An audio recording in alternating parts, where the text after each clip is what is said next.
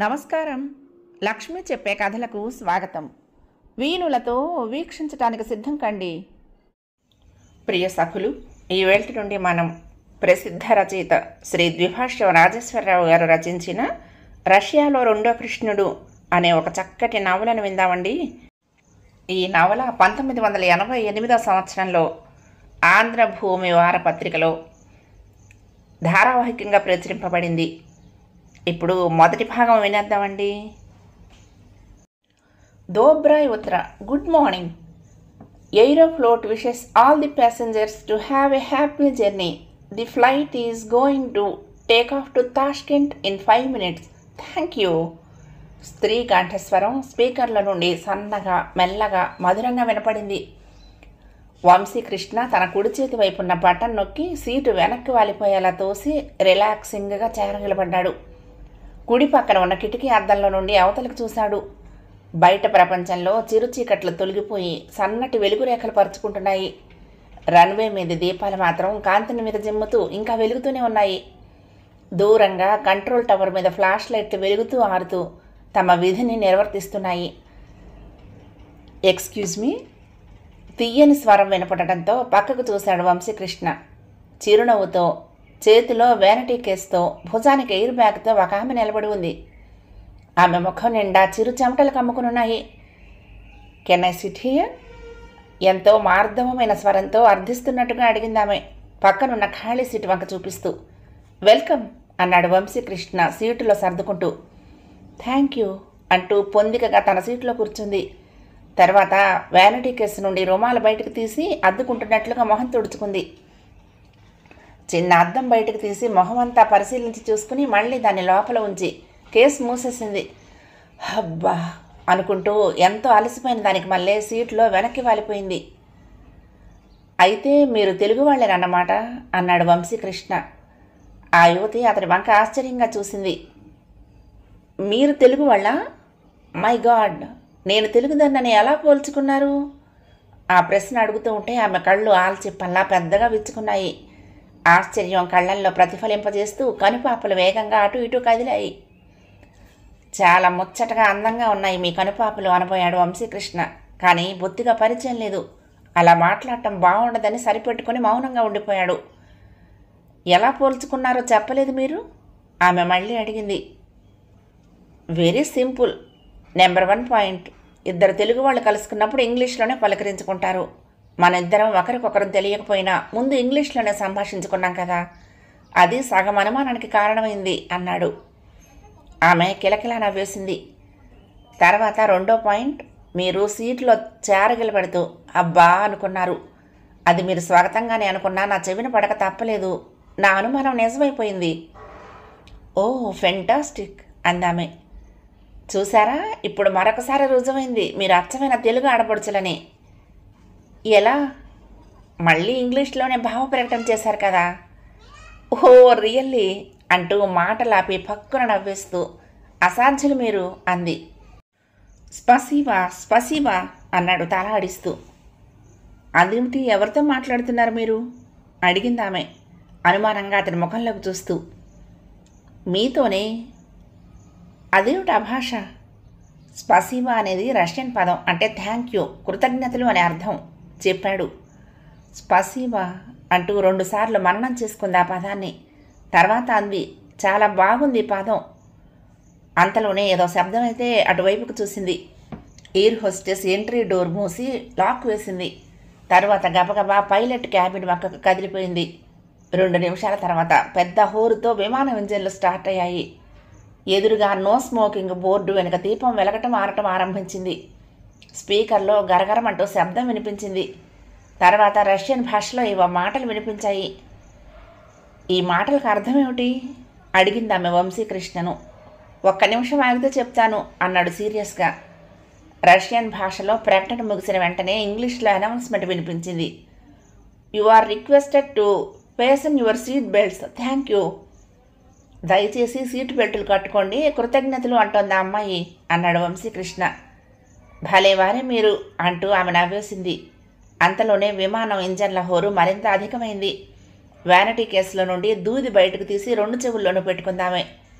వంశీకృష్ణ కుడివైపుకు తిరిగి అద్దంలో నుండి బయటకు చూస్తూ, చూడండి, అలా బయటికి చూడండి అన్నాడు గట్టిగా.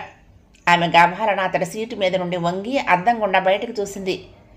రన్వే పక్కనున్న పెద్ద దీపం తప్ప ఇంకేం కనిపించలేదు. ఒక్క నిమిషం పాటు అవతలికి వంగి చూశాక హఠాత్తుగా ఎవరో వెనక్కి లాగినట్లు తన సీట్లో జారగిల పడిపోయింది. అంతవరకు సుమారు 60 సెకండ్ల పాటు తన మోచేతులు అతడి మోకాళ్లపై ఆంచి అవతలకు చూసిన విషయం గుర్తుకొచ్చి సిగ్గుపడిపోయింది ఆమె. ఇదేమి తనకు పట్టనట్లుగా అతడి అద్దం నుండి అవతలకు చూస్తూ, చూసారా మనుషులు చీమల బారుల్లా ఎలా కనిపిస్తున్నారో, నల్లగా చూడండి, చీమ తలకాయల్లా ఉన్నాయి వాళ్ళ తలకాయలు అంటూ ఎంతో ఆతృత ధ్వనించే కంఠంతో అన్నాడు. ఆమె పక్కున నవ్వబోయింది. అంతలోనే పేదాలు బిగించి, అది నిజంగా నల్ల చీమల బారే, మన విమానం ఇంకా టేకాఫ్ కాలేదు, మనం నేల మీదే ఉన్నాం అంది. ఇంతలోనే ఒక్కసారిగా ఉఫ్ఫు అంటూ పెద్ద శబ్దం వినిపించింది. తుళ్ళి పడిందామె. తర్వాత సర్దుకుని, ఇప్పుడు మిగిలిన ఇంజన్లు స్టార్ట్ అయ్యాయి కాబోలు, ఇంకా టేకాఫ్ తీసుకుంటుంది అంది అతని వంక చూస్తూ. మీరు పొరపడ్డారు అన్నాడు అతను. ఏమని? మీరు విన్న ఆ శబ్దం విమానం ఇంజన్లది కాదు, నేను నవ్వాను అన్నాడు. మరొకసారి త్రుళ్ళిపడింది ఆమె. ఏమిటి, మీరు నవ్వారా? అవునండి, నిజంగానే నవ్వాను. వేళాకోళం పట్టించడానికి నాకంటే ఎవరు దొరకలేదా మీకు? వేళాకోళం కాదండి, నిజమే. అసలు ఎవరైనా అలా నవ్వగలరా? నల్ల చీమల బారును చూసి మనుషులు అనుకున్న నా తెలివి తక్కువతనానికి సిగ్గుపడుతూ నేను నవ్వాను. ఒట్టండి, నవ్వాను. కావాలంటే మళ్ళీ అలాగే నవ్వుతాను, నా వంక చూడండి అంటూ పెదాలు బిగించి ఉఫ్ అనే శబ్దంతో పెళ్ళును నవ్వాడు వంశీకృష్ణ. అతడు నవ్వటం పూర్తయిపోయిన తర్వాత కూడా 2 నిమిషాల సేపు చేతులతో కళ్ళు 2 మూసుకొని కదలకుండా కూర్చుండిపోయింది ఆమె. తర్వాత మెల్లగా చేతులు తొలగిస్తూ అతడి వంక వింతగా చూసి, అబ్బా, అంత వింతగా ఎలా నవ్వగలరు? విమానంలోని ప్రయాణికులందరూ అది ఇంజన్ శబ్దమే అనుకుంటున్నారు, లేకపోతే అందరూ ఈ వైపుకు చూసేవారు అంది. అతడు చిరునవ్వుతో ఆమె వంక చూస్తూ ఉండిపోయాడు. 1 నిమిషం ఇద్దరి మధ్య మౌనం చోటు చేసుకుంది. ఇంతలోనే మళ్ళీ పెళ్ళున శబ్దం ఆరంభమైంది. మళ్ళీ నవ్వుతున్నారెందుకు? అలా నవ్వకండి బాబు, నాకు భయంగా ఉంది అంది. నవ్వటం లేదు, ఈసారి నిజంగా విమానం శబ్దమే. పరుగు ఆరంభమైంది. అదిగో చూడండి, రన్వే మీద దీపాలు ఎలా వెనక్కి వెళ్ళిపోతున్నాయో అంటూ అవతలికి చూపించాడు. క్రమక్రమంగా విమానం వేగం పుంజుకుంది. ఆమె తన సీటుకు ఎడంవైపున ఉన్న బెల్ట్ను బయటికి లాగింది. కుడివైపున తడిమి మరొక బెల్ట్ బయటికి తీసి తన నడుం మీదుగా ఆ రెండింటిని బిగించపోయింది. అవి 2 బిగించబట్టం లేదు. వంశీకృష్ణ ఆమె వంక తదేకంగా చూస్తూ, మళ్ళీ నవ్వమంటారా అంటూ అడిగాడు. వద్దండి, నేను హడలి చచ్చిపోతున్నాను. అది సరే, మళ్ళీ నవ్వటం ఎందుకు అంది బెల్టులు మరింత దగ్గరగా లాగి బిగించే యత్నం చేస్తూ. చెప్పమంటారా? చెప్పమనే కదా అడిగేది అందాను చూపులు మరల్చకుండా. మీ చేతిలో ఉన్న బెల్టులు తగులుకోవు, ఎందుకంటే అవి 2 మేల్ కప్లింగ్స్. మరి ఫీమేల్ కప్లింగ్ ఏది అంటూ చేతిలోని బెల్టుల్ని వదిలేసింది. అది మీ దగ్గరే ఉంది అన్నాడు అతను ముఖంలో ఏ భావమూ కనపడనీయకుండా. ఆ మాటలకు ఆమె ముఖం ఎర్రగా కందకడలా తయారైంది. రోషంగా సీట్లో నుండి లేచి నిలబడింది. అతని వంక తిరిగి సీరియస్గా ఏదో అనబోయింది. అంతలోనే అతడు సీటు కింద భాగం నుండి చటుక్కున్న బెల్ట్ 2వ భాగం బయటకు లాగి ఆమెకు అందిస్తూ, మీరు కూర్చుండిపోయారు దీని మీద అన్నాడు. ఆమె విసురుగా బెల్ట్ అందుకుని తన సీటులో కూలబడి నడుం చుట్టూ బిగించుకుంది. మీ దగ్గరున్న 2వ మేల్ కప్లింగ్ నాది, ఇటు ఇవ్వండి అన్నాడు. ఆమె తన కుడివైపున ఇరుక్కుపోయిన బెల్ట్ బయటకు లాగి అతనికి అందించింది. అతడు కొంతసేపు బెల్టులు బిగించుకునేందుకు ప్రయత్నిస్తూ నానా కష్టము పడుతూ ఉంటే తనలో తాను నవ్వుకుంటూ మౌనంగా చూస్తూ కూర్చుండిపోయింది. 2 నిమిషాల సేపు అతను వాటితో కుస్తీ పట్టి చివరకు సాధ్యం కాక బిగించుకోకుండానే వదిలేశాడు. ఇంతలోనే ఎయిర్ హోస్టెస్ అటువైపుకి వచ్చింది. అతడు పడుతున్న అవస్థ గమనించింది. దగ్గరగా వచ్చి, మే ఐ హెల్ప్ యూ అంటూ అడిగింది. ప్లీజ్ అన్నాడు వంశీకృష్ణ. ఎయిర్ హోస్టెస్ బెల్టులు 2ంటిని సుతారంగా దగ్గరకు చేర్చి అతడి పొత్తి కడుపు మీద కాస్త గట్టిగా బిగించినట్లు అమర్చింది. స్పసివా అన్నాడు చిరునవ్వుతో. పజాలుస్తా అంటూ మరిన్ని చిరునవ్వులు వలకపోస్తూ ఆ వరుసను దాటి వెళ్ళిపోయింది ఎయిర్ హోస్టెస్. పజాలుస్తా అంటే అర్థం ఏంటి అడిగిందామె. నో మెన్షన్ ప్లీజ్ అని వాడతాం కదా, సుమారు అదే అర్థంలో వాడతారు రష్యన్ భాషలో అన్నాడు. మీకు నిజంగా బెల్టులు తగిలించుకోవటం రాదా ఆమె అతడి వంక అనుమానంగా చూస్తూ అడిగింది. ఎందుకు రాదు? ఎయిర్ హోస్టెస్ మన మీదకు వంగి వాటిని తగిలిస్తే అదొక ఆనందం కాదంటారా అన్నాడు. ఆమె మాట్లాడలేదు, మొహం తిప్పేసుకుంది. కొన్ని పనులు ఎవరికి వారు చేసుకోవటం కంటే అందమైన అమ్మాయిలు చేస్తే బాగుంటుందని చెప్తూ ఉంటాడు మావాడు. మీవాడెవడు? అదేనండి అంతరాత్మ. నా అంతరాత్మ గారు నాకు ఇలాంటి సలహాలు ఇస్తూ ఉంటాడులేండి. సినిమాల్లో మనిషిలో నుంచి అంతరాత్మ నడిచి రావటం, మళ్ళీ కలిసిపోవటం మీరు చూడలేదా? అతని మాటలకి ఈసారి ఆమె నవ్వేసింది. అమ్మాయిలు చేస్తే బాగుండే కొన్ని పనుల్లో ఈ బెల్టులు తగిలించడం ఒకటి అన్నాడు. ఆహా, ఇంకా ఏమిటేమిటున్నాయి ఆ లిస్టులో అడిగిందామె. ఈవేళ తేదీ ఎంత అడిగాడు అతను. తేదీయా? తేదీ ఎందుకు? దానికి దీనికి ఏమిటి సంబంధం అంది ఆశ్చర్యంగా. మీరు చెప్పండి తేదీ ఎంతో. 26. టైం ఎంత అయింది? భారత కాలమానం ప్రకారం ఉదయం 5:32 అంది చేతి వాచి వంక చూసుకుంటూ. సరిగ్గా అంటే 5 రోజుల తర్వాత, అంటే మే నెల 1వ తేదీన రష్యన్ కాలమానం ప్రకారం సాయంకాలం 5:32 మీకు సమాధానం చెప్తాను అన్నాడు. ఎక్కడో వ్యంగ్యంగా అడిగింది. మాస్కోలో.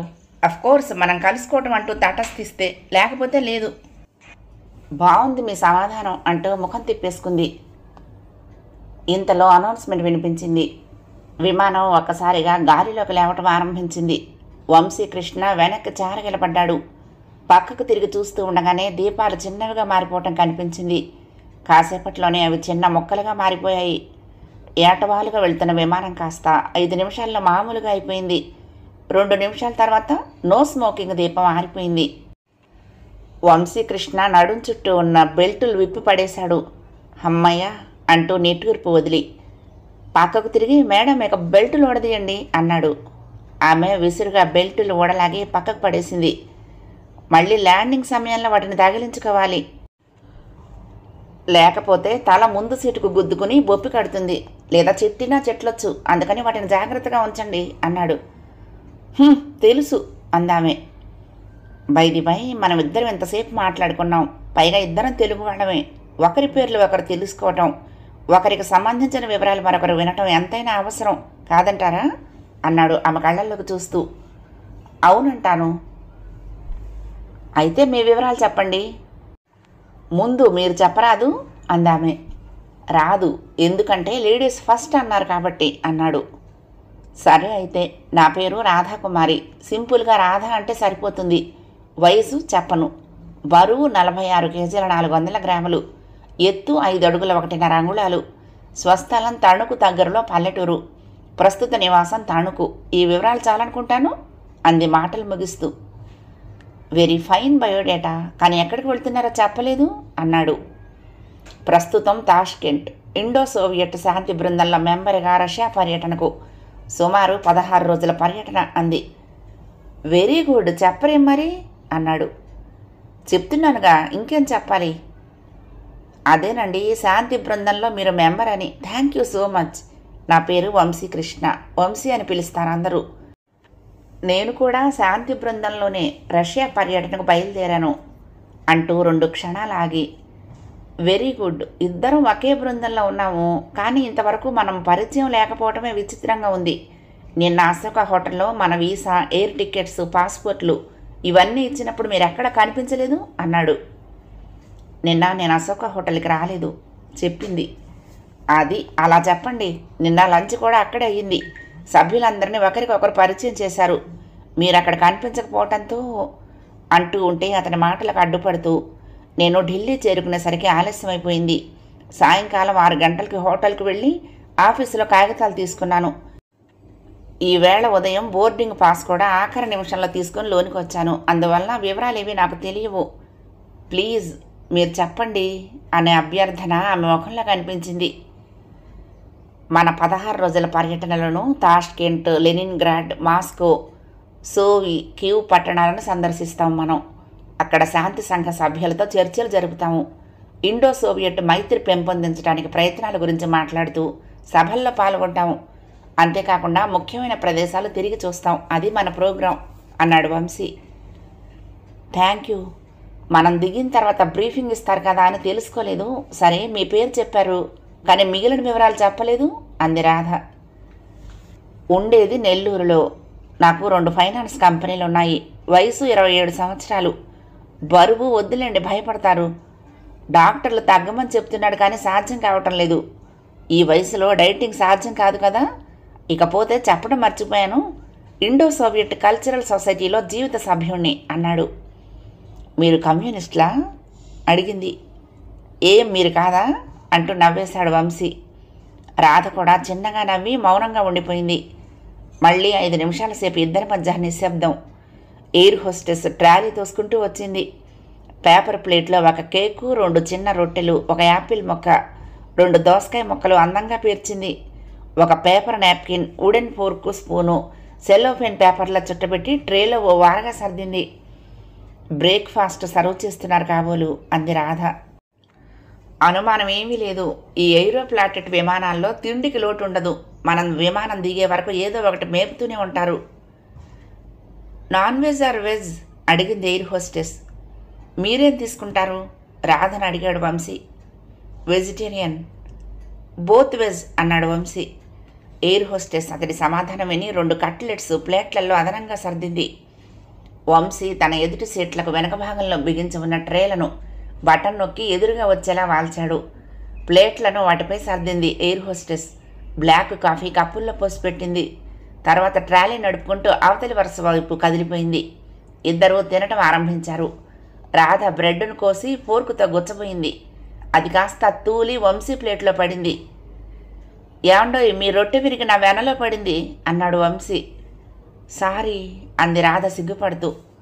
వెన్న నేను ఎంగిల్ చేశాను, అందువల్ల మీ రొట్టె కూడా ఎంగిలైపోయింది, నా తీసుకోండి అంటూ ఆమెకు బ్రెడ్ అందించాడు. మౌనంగా అందుకుంది రాధ. ఈసారి ఫోర్కుతో పొడవకండి, అవతలి వైపుకి తూలిందంటే ప్రమాదం.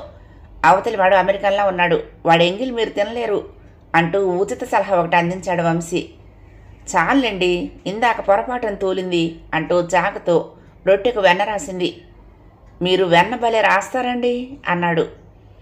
అది రాకపోతే ఎలా మరి అంటూ ఆమె ముసిముసిగా నవ్వింది. గోంగూర పచ్చడి నంచుకోండి రొట్టెతో పాటు అన్నాడు. గోంగూర పచ్చడా? అదెక్కడిది? ఎక్కడిదేమిటి, తెలుగువాడు ఎక్కడికి బయలుదేరినా గోంగూర పచ్చడి పట్టుకెళ్లకుండా బయలుదేరడు కదా చెప్పాడు. రాధ నవ్వేసింది. రష్యాలో 16 రోజులు చప్పిడి కోడి తినాలి, అందుకని ఆవకాయ, మాగాయ, మెంతికాయ, తొక్కుడు పచ్చడి, కొరివి కారం, గోంగూర పచ్చడి ఇలాంటివన్నీ తలొక సీసాలో సర్దించాను. ఇదిగో ఈ జిప్పు బ్యాగులు అన్నీ అవే అంటూ బ్యాగ్ చూపించాడు. మళ్ళీ కిలకిలా నవ్వింది.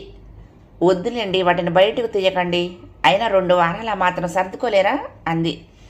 లేను, జిహ్వ చాపల్యం, ఏం చేస్తాం అన్నాడు.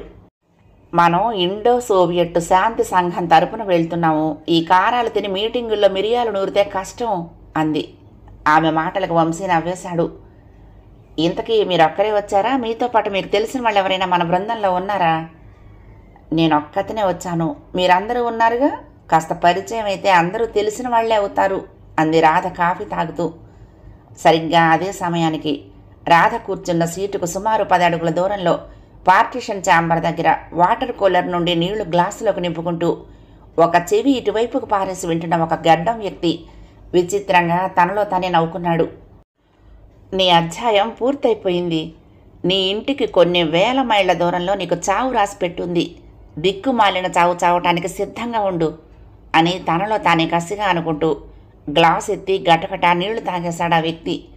తర్వాత గ్లాసు కూలర్ దగ్గర ఉంచి గడ్డం సుతారంగా సవరించుకుంటూ రుమాలతో పెదాలు ఒత్తుకుంటూ 2 నిమిషాల పాటు అక్కడే నిలబడి రాధ వైపు చూస్తూ ఉండిపోయాడు. అతడి పెదవులపై అతడికి తెలియకుండానే వికృతమైన నవ్వు చోటు చేసుకుంది. మెల్లగా కోటు జేబుల నుండి పైపు తీసి పొగాకు అందులో దట్టించాడు. లైటర్ సహాయంతో పైపు ముట్టించి గట్టిగా 4 దమ్ములు వరుసగా పీల్చి వదిలాడు. తర్వాత విలాసంగా అడుగులు వేసుకుంటూ పెదాల మధ్య పైపు బిగించి పట్టుకుని రాధ కూర్చున్న వరుస వైపుకు కదిలొచ్చాడు మెల్లగా. తన పక్క నుండి పైపు పీల్చుకుంటూ వెళ్ళిపోయిన వ్యక్తిని గమనించలేదు రాధ. ఆమె బ్లాక్ కాఫీ రుచిని తృప్తిగా ఆస్వాదిస్తోంది. రష్యాలో చూడబోయే వింతల గురించి కలలు కంటోంది. ఎయిర్ హోస్టెస్ వచ్చి ఖాళీ ప్లేటును తీసుకుపోవటం కూడా ఆమె గమనించలేదు. అంతలోనే విమానంలో కుదుపు ఆరంభమైంది. వెనక్కి ముందుకు విమానం ఊగుతున్నట్టుగా అనిపించింది. రాధ గాభరాగా వంశీ వంక చూసింది. అతడు తాపీగా కాఫీ సిప్ చేస్తున్నాడు. ఆమె మొహంలోని భయం గమనించి, మేఘాలలో ఎయిర్ పాకెట్స్ ఉంటాయి. ఆల్టిట్యూడ్ మారి విమానం పైకి వెళ్ళేటప్పుడు ఈ పాకెట్స్లో నుండి దూసుకు వెళ్తుంది. అటువంటి సమయాల్లో ఇటువంటి కుదుపులు మామూలే అన్నాడు. Is it? Ya, it is. Radha కిలకిలా నవ్వేసింది ఆ మాటకి. మీరు విమానంలో ఎక్కటం ఇదే మొదటిసారా అడిగాడు. కాదు, ఇంతకుముందు ఒకసారి ఎక్కాను. ప్రయాణం చేయటం ఇదే మొదటిసారి అంది. అతను అర్థం కాలేదన్నట్టుగా ఆమె వంక చూశాడు. స్కూల్లో చదివే రోజుల్లో ఆగి ఉన్న విమానంలోకి ఎక్కించి అంతా చూపించారు మా టీచర్ అంది. వంశీ నవ్వేశాడు. అది సరే, మీరింతకుముందు విమానంలో ప్రయాణం చేశారా అడిగింది. చాలాసార్లు చేశాను. సింగపూర్, థాయిలాండ్, బ్యాంకాక్, జపాన్ ఇవన్నీ చూసొచ్చాను అని ఒక క్షణం ఆగి కిటికీలో నుంచి అవతలి దృశ్యం చూసి, అవిగో హిమాలయ పర్వతాలు సుప్రభాత కిరణాలతో తెల్లని మంచు శిఖరాలు ఎంత అందంగా మెరిసిపోతున్నాయో చూడండి అంటూ సీట్లో వెనక్కి వాలాడు వంశీ. రాధ ఆతృతగా అతని మీద నుండి వంగి కిటికీల నుండి అవతలికి చూసింది. ఆ దృశ్యానికి ఆమె తనువు ఆనందంతో పులకరించింది. మంచుతో కప్పబడిన ఎత్తైన శిఖరాలు, వాటి మీద పచ్చటి సూర్యకిరణాలు పడి బంగారు మలామా చేసినట్లు శిఖరాలు మెరిసిపోతున్నాయి. చుట్టూ శూన్యంలో ఆవరించి ఉన్న నీలం రంగు, అక్కడక్కడ తెల్లగా మెరిసిపోతున్న మేఘాలు, వీటి అవతల పసిరి ఛాయలో మెరిసిపోయే హిమాలయ శిఖరాలు. తన్మయంతో ఆ దృశ్యం చూస్తూ 4-5 నిమిషాల సేపు తన ఉనికినే మర్చిపోయింది రాధ. అలా తన్మయత్వంలో మునిగిపోయిన రాధ వంకే చూస్తూ ఉండిపోయాడు వంశీ. ఊపిరి కూడా మెల్లగా తీసుకుంటూ మార్చి మార్చి ఆమె ముఖం వంక చూస్తూ ఉండిపోయాడు. ఆమె కట్టుకున్న విమల్ జార్జెట్ చీర చెరగు మెత్తగా అతడి కుడి చేతి మీద జీరాడుతోంది. చిరుగాలికి రేగిన ఆమె కురులు అతని గుండెల మీద పడుతూ అల్లరి చేస్తున్నాయి. ఆమె కుడి బొగ్గ మీద సొట్ట అటు ఇటు కదులుతూ అంతలోనే నిండుగా అయిపోతున్నది. ఆమె చెవులకున్న ఎర్రటి రాళ్ల దుద్దులు నల్లటి కురుల మధ్య నుండి మంటల్లా మెరుస్తున్నాయి. ఆమె శంఖంలాంటి మెడవైపు పరిశీలనగా చూశాడు వంశీ. మెడలో ఒకే ఒక గొలుసు, సన్నని పల్చటి బంగారు గొలుసు. నల్లపూసలు కానీ మంగళసూత్రాలు కానీ ఆమె మెడలో కనిపించకపోవడంతో తృప్తిగా ఊపిరి పీల్చుకున్నాడు వంశీ. వంశీ ఒడిలో పరవశంగా పడుకుని ఉంది రాధ. ఆమె పెదాలపై బలంగా తన పెదాల ఆంచి ముద్దు పెట్టుకుంటున్న వంశీ. తాష్కెంట్ విమానాశ్రయం ఎంతో కోలాహలంగా సందడిగా ఉంది. లాంజ్ నిండా ఎన్నో రకాల వేషభాషలతో ఎందరో మనుషులు హడావుడిగా అటు ఇటు తిరుగుతున్నారు. కొంతమంది భుజానికి ఉన్న ఎయిర్ బ్యాగులు సర్దుకుంటూ ఫ్లైట్ సాగి ఉన్న వంకకు నడుస్తున్నారు. కొంతమంది బ్రీఫ్ కేసులతో పరుగులు పెడుతున్నట్లు చెక్ ఇన్ కౌంటర్ వంకకు వెళ్తున్నారు. మరికొంతమంది తాపీగా తమ వెనక సామాన్ల ట్రాలీ మెల్లిగా లాగుతూ పిల్లల్ని నడిపించుకుంటూ విలాసంగా వెళ్తున్నారు. పేపర్లు చూసేవాళ్ళు, మ్యాగజైన్లు తిరగేసేవాళ్ళు, పక్క వాళ్ళతో కబుర్లు చెప్పేవాళ్ళు, రకరకాల వ్యక్తులతో సందడిగా ఉంది.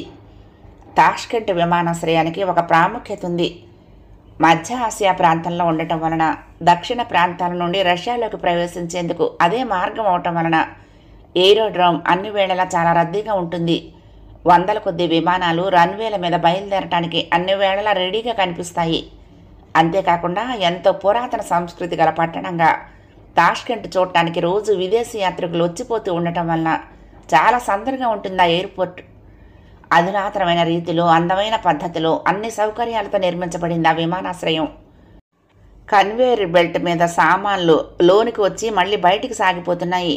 బెల్ట్కి ఇరువైపులా నిలబడి తమ తమ సూట్ కేసుల కోసం చూసుకుంటూ అవి రాగానే గబాలను వంగి తీసుకుంటున్నారు కొందరు ప్రయాణికులు. అదిగో మోహన్ గారిని చూడు, ఖోఖో ఆట ఆడేవాళ్లే ఉన్నాడు అన్నాడు మురారి. సూట్ కేసు దగ్గరికి రాగానే దాన్ని తీసుకోవటం మర్చిపోయి కౌగిలించుకునేలా ఉన్నాడు అన్నాడు మురళి. ఇద్దరు 2 క్షణాలు నవ్వుకున్నారు. బెల్ట్ దగ్గర నిలబడిన వాళ్ళని చూస్తే నీకేం గుర్తుకొస్తుంది అడిగాడు మురళి. మురారి తల అడ్డంగా ఊపాడు. చిన్నప్పుడు మనం తాళ్లరేవులో స్కూల్కి వెళ్ళేవాళ్ళం గుర్తుందా? అవును, కోనేరు గట్టు మీద నుండి. కరెక్ట్. అక్కడ పందుల్ని పట్టేవాళ్ళు ఇలాగే నిలబడి ఉండేవాళ్ళు, గుర్తులేదా? అటు నుండి ఒకడు పందిని తరిమితే ఇటు నుండి వంగి ఉచ్చి విసిరేవాడు ఒకడు. అదిగో సరిగ్గా అదే పొజిషన్లో నిలబడ్డాడు మోహన్. మురారి గట్టిగా నవ్వేశాడు. తర్వాత అన్నాడు, అన్నీ పాడు కంపారిజన్సే. తాష్కెంట్లో అడుగుపెట్టిన తాళ్లరేవు బుద్ధులు పోయాయి కావు. వాళ్ళిద్దరూ ఈ సంభాషణలో ఉండగానే వాళ్ళిద్దరి సూట్ కేసులు వాళ్ళని దాటి వెళ్ళిపోయాయి. మోహన్ తన సూట్ కేసు కన్వేయర్ మీద నుండి తీసుకున్నాడు. మెల్లగా అడుగులు వేసుకుంటూ చిరునవ్వుతో వాళ్ళ వంకకొచ్చాడు. హలో మోహన్ గారు, మీరు కన్వేయర్ దగ్గర నిలబడిన భంగిమ ఎలా ఉందో చెప్పమంటారా అడిగాడు మురారి. నువ్వు నోర్మి అన్నాడు మురళి.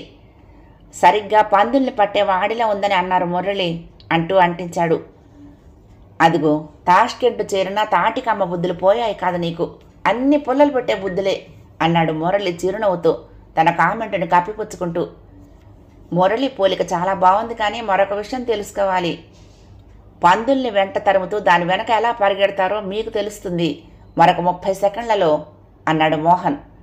మురారి మురళి ఒకరి ముఖాలొకరు చూసుకున్నారు అనుమానంతో. ఎలా తెలుస్తుంది? సస్పెన్స్ భరించలేక అడిగాడు మురళి. మీరిద్దరూ నా గురించి మాట్లాడుకుంటూ నా భంగిమ చూస్తూ 3 నిమిషాల కాలం వ్యర్థం చేశారు కదా, ఆ సమయంలో మీ ఇద్దరు సూట్ కేసులు కన్వేయర్ బెల్ట్ మీద మిమ్మల్ని దాటి వెళ్ళిపోయాయి. అదిగో అలా దూరంగా ఆ 4వ స్తంభం దగ్గర చూడండి, ఆ క్రీస్తు పూర్వం నాటి సూట్ కేసులు మీవే కదూ అంటూ ఉంటే ఇంకా అతడి మాటలు పూర్తిగా వినకుండానే మిత్రులిద్దరూ ఒక్క ఉదుటిన 100 మీటర్స్ రేసు స్టార్ట్ చేసినట్లు కన్వేయర్ బెల్ట్ పక్కగా పరుగు ప్రారంభించారు. వాళ్ళిద్దరూ పోటీ పడి పరుగెడుతూ ఉంటే 2 నిమిషాల సేపు ఆ దృశ్యం తృప్తిగా తిలకించాడు మోహన్. అతడితో పాటు మరొక 42 రష్యన్లు, భారతీయులు, ఇరానియన్లు, గ్రీక్ దేశస్థులు, పోలాండ్ వాస్తవ్యులు, తూర్పు జర్మనీ మహిళలు అందరూ ఎంతో విచిత్రంగా ఆ దృశ్యం తిలకించారు. మరొక 5 నిమిషాలకు వాళ్ళిద్దరూ తమ సూట్ కేసులు మోసుకుంటూ ఎగ ఊపిరి పీలుస్తూ మోహన్ దగ్గరకు చేరుకున్నారు. సూట్ కేసులు నేల మీద పడేసి సోఫాలో కూర్చుండిపోయారు.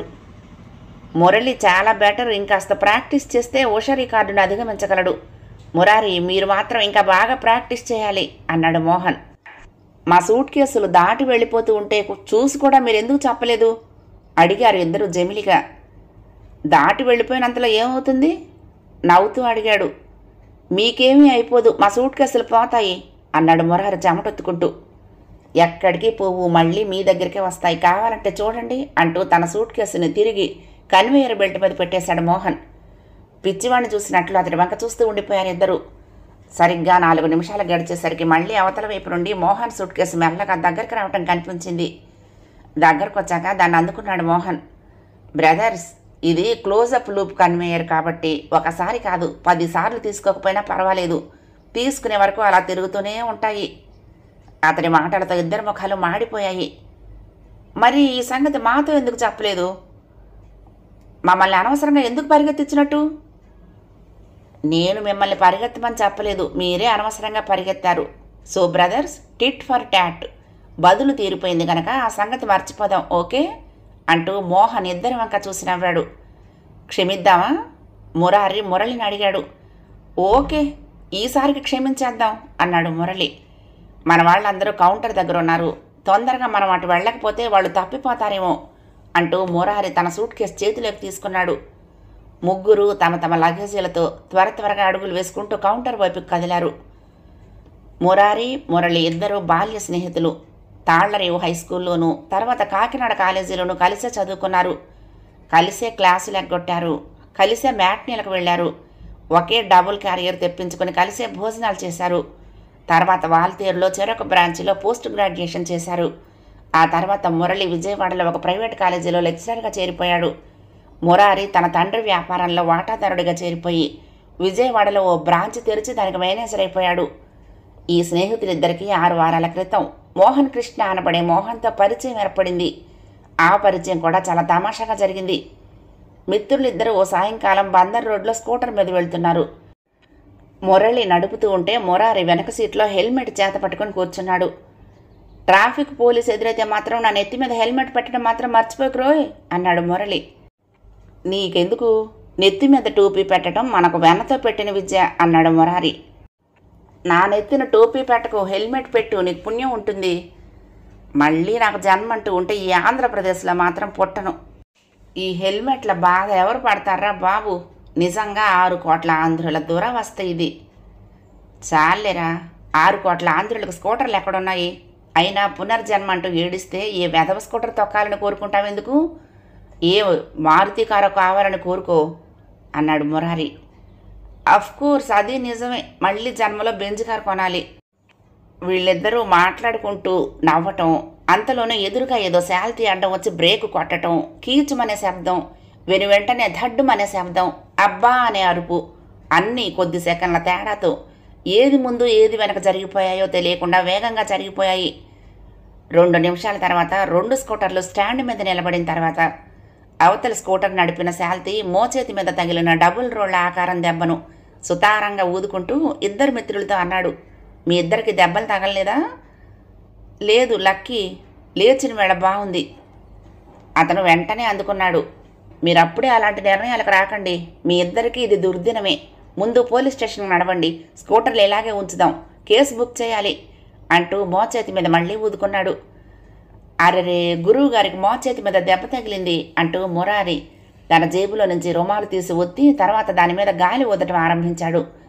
మురారి ఊదుతూ ఉంటే 5 నిమిషాలు అలాగే కదలకుండా ఉండిపోయాడు అవతల శాల్తీ. మురారి బొగ్గలు నొప్పి పెట్టి ఊదటం మానేశాక, ఊదటం అయిపోయింది కదా, పదండి పోలీస్ స్టేషన్కి అన్నాడు శాల్తీ.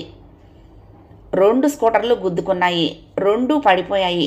ఇద్దరిది తప్పుంది, అందుకని పోలీస్ స్టేషన్కి ఎందుకు? మనలో మనము కాంప్రమైజ్ అయిపోదాం, బట్టలు దులుపుకుని వెళ్ళిపోదాం అన్నాడు మురళి బింకంగా. కావాలంటే మీ షర్టు నేను దులుపుతాను, నా షర్టు మీరు దులపండి, తర్వాత వెళ్ళిపోదాం అన్నాడు మురారి. మీ ఇద్దరి దుమ్ము పోలీస్ స్టేషన్లో నేను దులిపిస్తాను. ఒంటి మీద తెలివుందా లేక మందు కొట్టి మరీ వస్తున్నారా? రాంగ్ సైడ్లో బండి తోలుతూ డాబు చేస్తున్నారా అంటూ అవతల శాల్తీ గయ్యమన్నాడు. అప్పుడు అర్థమైంది మురళికి, తామంతవరకు రాంగ్ సైడ్లో బండి తోలుతున్నట్లు. ఇక బొకాయించ లాభం లేదు, కాళ్ల బేరానికి దిగటమే మంచిదనిపించింది. మొదటి భాగం సమాప్తం. ప్రియ సఖులు, ఈ కథ మీకు నచ్చితే తప్పకుండా లైక్ చేయండి, షేర్ చేయండి, కామెంట్ చేయండి, సబ్స్క్రైబ్ చేసుకుని నన్ను ఎంకరేజ్ చేయండి. ఉంటానండి. ప్రేమతో లక్ష్మి, కృష్ణా తీరం దుర్గమ్మ సన్నిధానం. నమస్తే.